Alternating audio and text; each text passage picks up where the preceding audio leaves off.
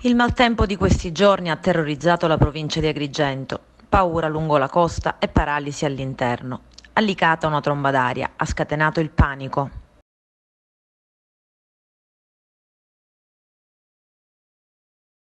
Le piogge torrenziali hanno rischiato di fare esondare i fiumi dell'Agrigentino e da Lampedusa sono affondate le imbarcazioni ormeggiate nel molo.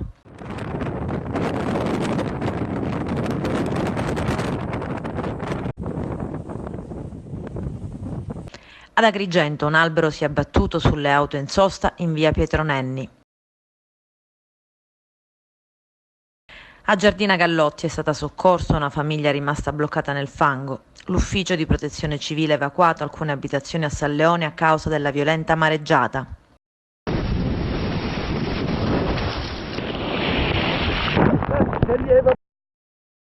Ed infine l'ironia, un video diventa virale, girato all'eliporto di San Leone sommerso come Venezia. Dice, ma che siamo a Venezia siamo qua? Da lì, a Venezia siamo. Venezia, qua 40 centimetri d'acqua c'è.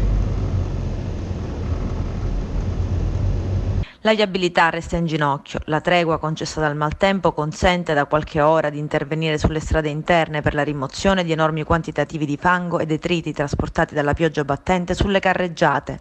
I tecnici del libero consorzio invitano comunque gli automobilisti alla massima prudenza.